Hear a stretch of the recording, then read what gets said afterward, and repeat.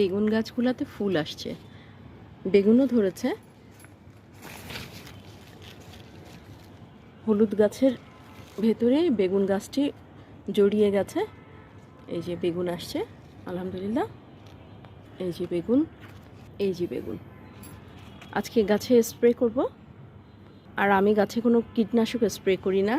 ঘরে থাকা রসুন বাটা, পেঁয়াজ বাটা, আদা বাটা, সেগুলো ব্লেন্ড করার পরে যে অবশিষ্ট অংশ থাকে সেগুলোই আমি তার সাথে মরিচের কিছু গুঁড়ো মিলিয়ে স্প্রে করি।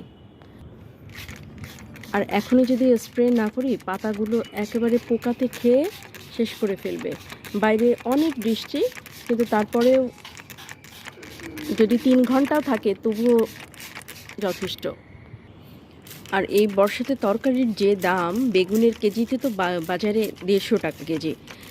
আর তার থেকেও যেটা জরুরি বিষয় সেটা হলো, নিজেরা যদি আমরা ছাদ বাগানে যার যার যতটুকু জায়গা আছে সেখানে যদি নিজেদের পরিবারের পুষ্টি চাহিদা নিজেরাই মেটাতে পারি তো মন্দ কি, আলহামদুলিল্লাহ।